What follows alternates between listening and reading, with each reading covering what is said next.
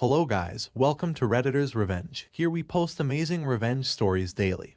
And if you want more content like this, please do subscribe to the channel and stay tuned with us.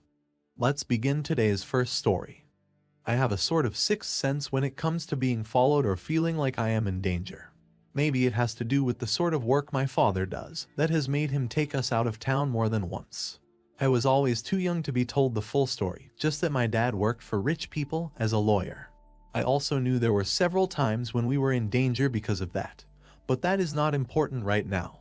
Either way, I felt her following me before I saw her, but every time I tried to follow her she would run away. I wondered what she wanted from me, and if she would be a danger to me and my family. I grew up among rich people and their spoiled kids, who were my only friends. Because my dad was the family lawyer of some of them, I got the perks of a good education, free trips, and rich friends. Even with all that, I knew that I was out of place, no matter what I tried, because I was not like them. My dad was doing well for himself, but he never let us forget our humble beginnings in Africa, where the rest of our family lived. We never failed to make a trip there annually. This was where I would be advised by the elders to work hard and make something of myself. Being a black man in a mostly white town, my dad had to earn their respect, for they did not treat all of us the same. I could spend the whole day discussing the racism and classism that ruled that town, but that would do nothing to stop it. I had friends that I met through my father's business meetings, rich friends that did not worry about the world. Of course, when I was with them, I did not either, for they bought me stuff and did me lots of favors. I paid for it by letting them vent to me, but as I grew older, I started to see that they were not my friends and I had to be careful. They got very comfortable about saying stuff about marginalized groups, even though I was part of them. And then there would be the "not you, you are different" to offset the blow when they had just called a young black man who had been asking for spare change just another gangster. The worst of the bunch were two brothers, Keith and Roy. Keith and Roy were a holes, to put it bluntly. They had appointed themselves the kings of the town and did as they saw fit. With their father being the richest and most feared man in town, they acted like it. But with that came a viciousness and cruelty that I and many others had to endure occasionally. They turned people against each other, lied, and did not have respect for anyone else. Not only that, but they were party animals, dealing in designer drugs, alcohol, and many girls. They were not guys that anyone would want their sister hanging around, which was why I had gotten my sister banned from seeing them. She was 19 and with her newfound freedom during her gap year, she tried to trail me because she had a stupid crush on one of them. But they were not guys who respected women. I know I will get backlash for this, but I hope by talking about it I can encourage other people to speak out about their friends' behavior. Both were misogynists who did not respect women and would get very upset if a woman did not have an interest in them. They had ruined the social lives of ex-girlfriends just to spite them, and they both believed that all a woman was a baby-bearing machine. I did not speak out against them, no matter how much I wanted to. Our entire family's livelihood depended on being nice to them and getting more benefits. All this misogyny came from somewhere. It was all encouraged by their father, who publicly cheated on their mom. Their mom forever had new pearls, a sign of an apology from their dad, and she seemed to get thinner every time. Both did not have college degrees, just high school education, because I guess they did not need it, if there was their father's money to spend. None of my rich friends had pursued a degree. Some had done exchange programs in Europe, but that was all. I was the odd one out because I went to college, graduating with my undergraduate in law when I was 21. I was now 22, working with my dad to get some experience before going to law school.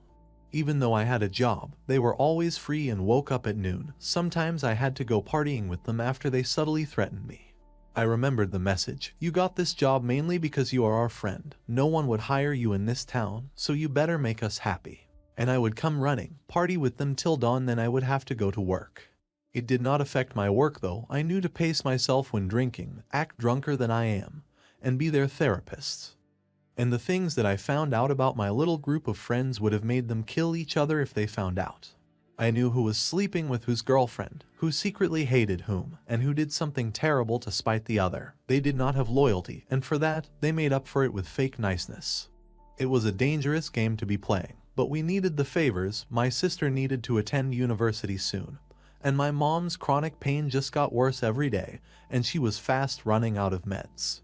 I will not use that as an excuse for hanging out with people who did not respect me or anyone poorer than them though. That is on me, and I should make better friends. What I did not know until it was almost too late was that they were involved in a lot of dark things. They were the evil that was making our town an unsafe place. All this started when the woman with the shawl followed me, but when I turned to try and follow, she would be long gone before I got further. This happened to me many times, but I could never see the face of this woman. I knew it was a woman mainly because of her shape and small build, but her face was always covered by a scarf of some sort. I became weary of the stalking after a couple of days, with my mind going to very dark places. My dad, being a very good lawyer, had enemies. Most of those were people he had helped prosecute while defending his clients. I decided to confide in my dad, for it could have been anyone who was trying to harm our family. This living on the edge was getting too much for me. How I longed to just leave that town and start over somewhere where no one knew me. But Dad had already taken me under his wing, so if I left, I would risk being disowned. Family is valued above being an individual in my family, which is a bit of a contrast to how my friends live their lives. When I told my dad about it, he said he would investigate it, but hours later, I was the butt of the joke at the dinner table. My father said he had not been in a high-stake case in so many years, certainly not one involving a woman who might want to hurt us. My sister, with her smart mouth, suggested that it was one of my ex-girlfriends who wanted revenge. I did not know if that made the situation any better or worse. And then, to add fuel to my fear, I received a very cryptic email a few nights after it. It said I should be careful who I was friends with before they came after me. So, this had to do with my friends, which meant I was a bit right. I wanted to go with the email to my family and tell them to be careful, but the thought of being laughed at once more was what stopped me. I wish I could have not been a coward, and I told my mom at least. She had been quiet when I spoke about the stalker, her only words being that I should be careful. I did not sleep that night, trying to figure out who could have sent that message and what they wanted from me. Days later, I was walking in town when I spotted her across the street, just standing there and looking at me. I got into a shop and watched as she kept on looking at me. Then, when a buff man was leaving, I walked beside him on the side facing the shop, therefore she did not see me leave. Then I started making my way across the street while she was still focused on the store. I called out to her, which startled her, and she ran, but I was much faster. She had run half a block before I managed to catch her. She tried to break out of my grasp, but I was determined not to let her go. I asked her what she wanted from me and who had sent her, but she refused to talk to me. When I tried to pull down her scarf to reveal her face though, she begged me not to, saying that she could not show her face in public but would tell me everything. She was a strange person, following me but not wanting to tell me what it was that she wanted from me. Had my dad been right and it was just a spiteful ex-girlfriend? Either way, she led me to the other side of town, where the not-so-fortunate lived, until we entered a dimly lit cafe with no customers. Then she sat down across from me and proceeded to break my world apart. She told me that she was following my sister, not me, and my heart sank. When I asked about the email, she said she sent it to my sister to warn her. That made more sense because Ella tended to log her email into my computer. Now that I thought of it, I would find her following me on days that I needed to pick up Ella or I was with her. I had told Ella a few times that it happened, but she had snapped at me, so I did not mention it again. So, who was she? And what did she want to warn my sister about? She removed her headscarf, and the first thing I thought of was that I knew that face. She was a very beautiful black girl, but on the right side of her face, she was scarred, the skin mangled and discolored, her eye a pale gray color compared to the right one, which was a warm brown. She told me that it was acid burns that she had suffered several months ago during an assault. And get this, I knew her because she liked to hang out with my sister. She was Sheila, who was the same age as my sister and went to the community college. Well, she used to before her family suddenly up and left with no explanation. Before I could ask her the 1,000 seconds of questions that were running through my mind, she told me an unbelievable yet upsetting story. She said that over the past few months, many girls had been date raped and left for dead, but none of them knew what happened the next day. Most of them had been from the lower class, and the police did not care to listen to their pleas to be protected. Instead, the police blamed them for staying late at clubs. One night, Sheila was at a club, a high-end club in town, with my sister and some friends. My sister was always on the VIP list because of my dad, so they had gone to the club together. While she was alone, she had been approached by two white guys slightly older than her who offered to buy her drinks. She had declined, but they insisted, so she left them. But when she was drinking, she noticed something swimming in the drink and immediately knew that something was wrong. So, then she tried to get to the bathroom, but she was a bit drunk and they pulled her away. Then they forced her into a car and drove till they were at a strange apartment. With the effects of what she had drunk kicking in, she did not have much power to defend herself when they took her into the house. This was when they started to misbehave with her, but she managed to fight back and run for the door. As she was about to be home free though, one of them held her down while the other poured something that burned on the side of her face. Before leaving her on the road, they told her to not tell a soul or they would come back and finish her. The men who did this terrible thing to her were Keith and Roy. She lied to her parents, claiming not to know the attackers, but she managed to get them to leave town, saying she was scared. She came back because even though the attacks stopped right after hers, they were starting again, and she feared for my sister. I was in utter disbelief at her words, not wanting to believe that those two were some monsters. What would make them do something so horrible to helpless young women? They had a sister, for goodness sake, did they not fear something similar happening to her? But here is the thing, I believed every word she said because I could see in her eyes that it was the truth, and it was scary for her. To have survived nearly dying, I could not imagine just how she was feeling. During my asking her questions, something that had been at the back of my brain suddenly came to me. My sister was supposed to go out that evening, but I did not know which club or restaurant. I suddenly had the feeling of pure dread as I imagined those monsters. As soon as I told Sheila, she told me that I had to find her and bring her straight home. She was not safe. Sheila would communicate with me later once I found my sister so that we could warn her. But the thoughts that were forming in my head were not just to warn my sister or the other girls. Those two would continue harming women. They had been for a long time and their father's money would allow them. What I needed was to expose them, but first I had to find my sister. She was not picking up her phone, nor could we get hold of her. It shocked me to realize that I had spent hours with Sheila and that it was now nearly 8 p.m. And then, as if a sign from heaven, I saw one of my friend's Instagram stories and in the background was my sister. Legally, she might have not been allowed in a club, but money does mean breaking the rules. I left Sheila there and drove to the club where I had seen my sister. As soon as I entered, I was greeted by friends, but Roy and Keith were not there and neither was my sister. When I asked everyone, they were too drunk to care, so I searched the whole club for her, feeling like I was going to pass out at any second. Then came the screams from outside, loud enough and blood-curdling to strike true fear in me. The music suddenly stopped and there was a commotion at the back of the club. I went to join in and see what was going on, but I was too far. Instead, I heard the words that no brother wanted to hear. She looks like she has been attacked. Have you checked her pulse? Her clothes are ripped. Someone calls the ambulance. I think she is dead. I suddenly got the strength needed to push through the crowd and get to the front, where a girl was lying face down. Clothes were torn. And then the police showed up, causing havoc. Now, here we comes to the end of first part. And before moving to the final part, comment your opinion about those a whole down below in the comments section. And please hit the like button. Also do subscribe to the channel to stay tuned with us for more revenge stories. Now, moving to our final part of the story. I wondered what I would tell my parents if I were to return home without my sister. I wished I could go back in time and stay away from Keith and Roy. This was all Dad's fault for trying to climb the social ladder and get us involved with these heartless people. Maybe I should have never come back home after completing my undergraduate. The police arrived, leading to most people scattering as they did not want to be involved in that mess. My feet were glued to the ground, for I could not just leave my sister lying on the floor like that. I wanted it to be me who was gone instead, not that innocent little girl, but as fate would have it, I could not do anything. Someone had called 911. Paramedics were surrounding the girl while the police were asking us questions. It was then that snapped out of it and rushed to her side despite the people who were trying to keep me away from the tape. People I could not see called my name, telling me to calm down. But how could I be calm, knowing that my sister was lying at the back of the club, bleeding out? I do not know where I got the strength, but I found myself pushing the paramedics aside and leaning next to the young girl. The girl who was not my sister. At that moment, two feelings rushed through me. Relief because it was not her body that was lying there, she was not the victim. But also sorrow at this young girl whose life had just been stolen. I did not know what to believe. That Keith and Roy had done this, or had it been an isolated accident? What dawned on me as I looked at the girl was that she had the same skin tone as my sister, but she was not black.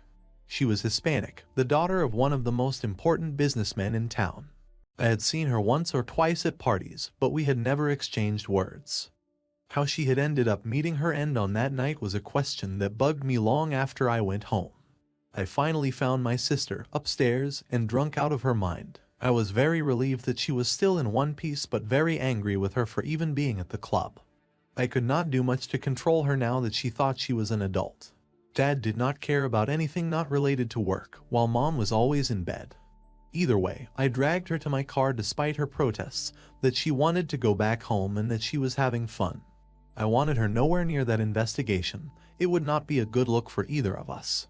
On the way back home, I scolded her for her inability to control her alcohol intake and for being plain irresponsible. I also told her about what had happened to the girl earlier on, which must have done the trick because she instantly sobered up and was shaken.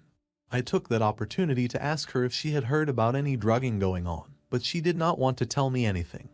I had to threaten her by telling our parents how much danger she had put herself in before she started to cooperate. She told me not to tell anyone, but some of the upper-class girls had been mentioning that they would black out at times and not remember what happened the previous night. But because of their family reputation, they did not want to say something and be labeled alcoholics. It was 1 or 2 girls that I was acquainted with, but I would have bet that they were mutual friends with the brothers. But if those 2 had been responsible, the girls would have been too embarrassed to try and figure out what happened or to even blame them. This was getting worse because they had not stopped their cruelty, they had just become quieter and smarter about it. True fear filled my body as I thought of how many times I had let them be around my sister. I thought of my female friends and how I had to stop this before it got worse. They knew the rich girls were too scared of them, for fear of ruining their reputation, and the poorer ones would never be believed by the police.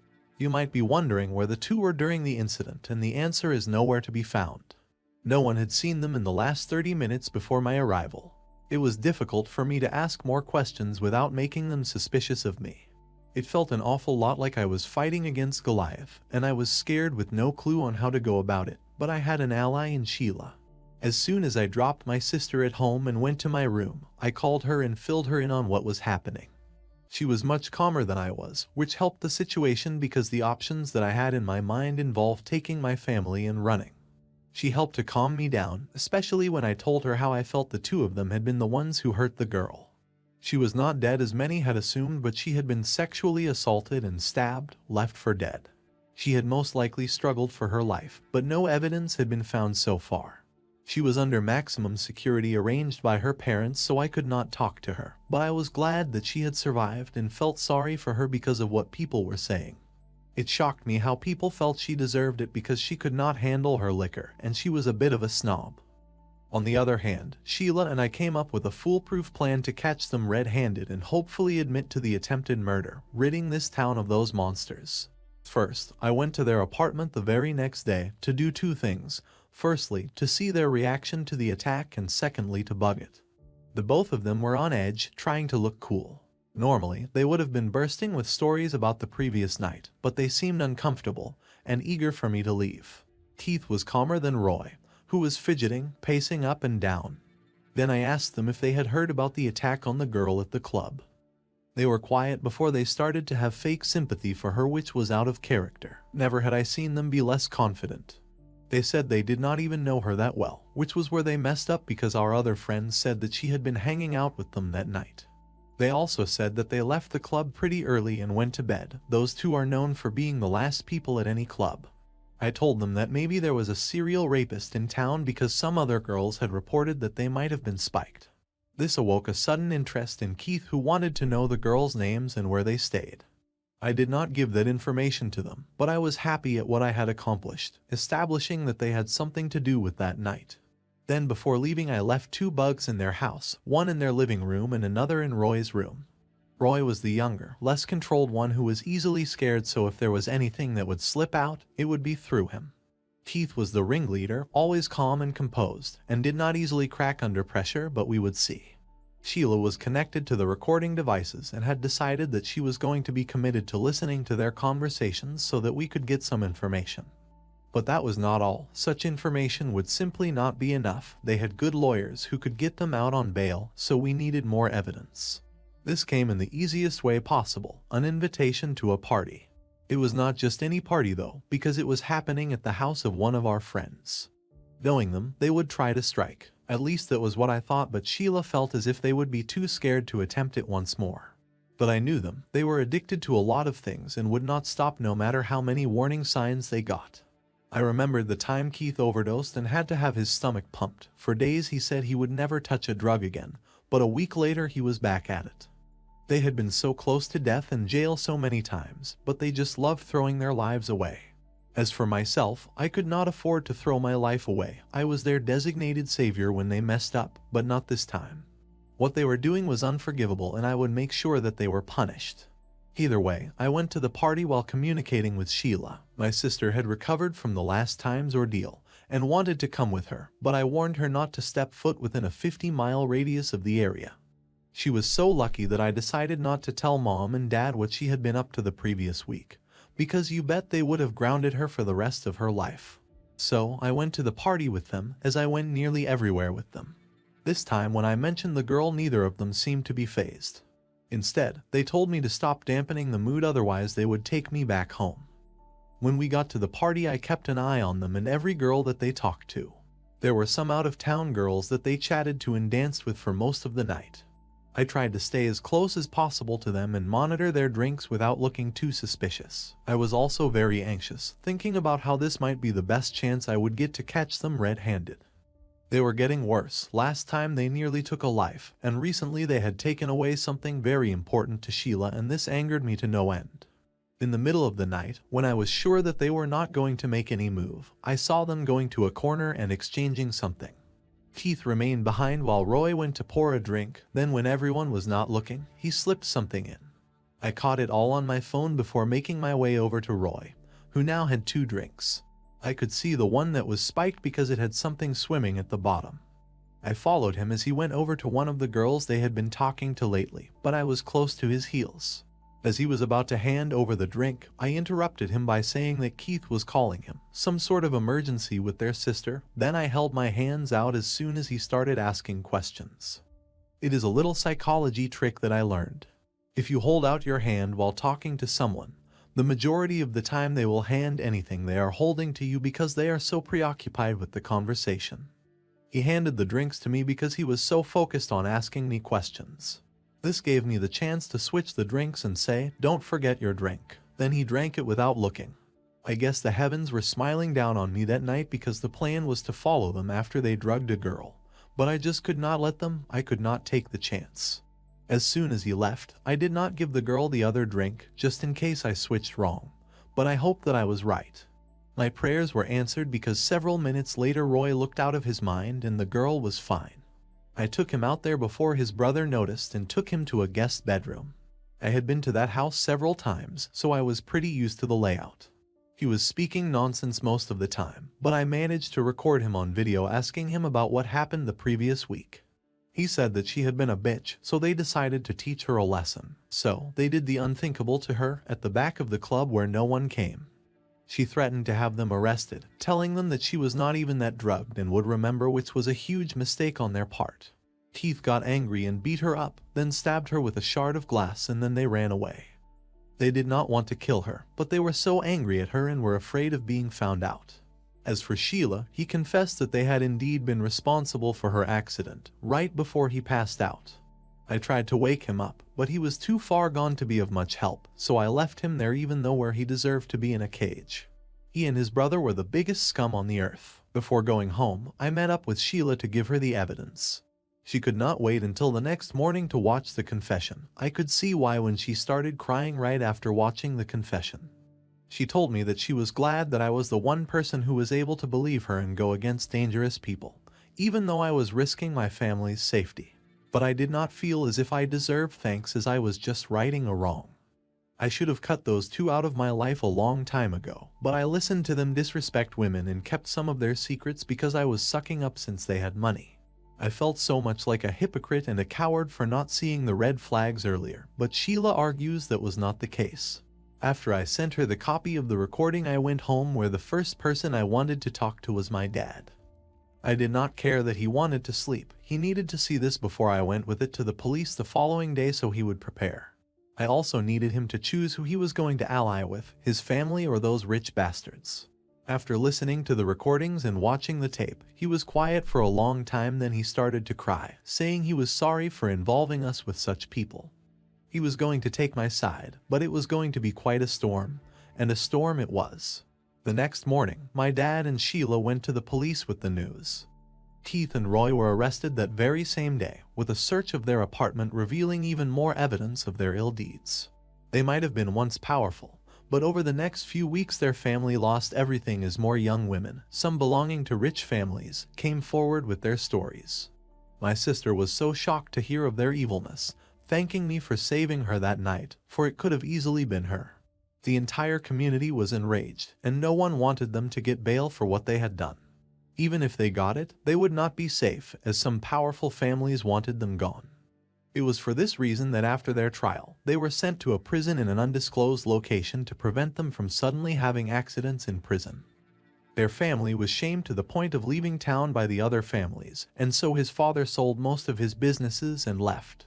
With all this, my dad lost a lot of clients, which he understood because of his past relationship with that family. But this also made him rethink himself and what honor meant to him. He is still practicing but has stopped forcing us to socialize with his clients. As for Sheila, she finally got to watch those horrible men be locked away, and that has helped her heal. We have become very good friends and we talk nearly every day. I see her as just another little sister. As for my sister, you can believe that my parents are keeping an eye on her until things return to normal. This experience has made me wonder just how many monsters we have in our lives that we do not know. Scary, right? Now, this concludes our video for today, and I hope you enjoyed OP's revenge on those rich bastards, and he saved lots of innocent lives. Guys, I want to hear your thought about this story in the comments section and your opinion about Opus's current situation.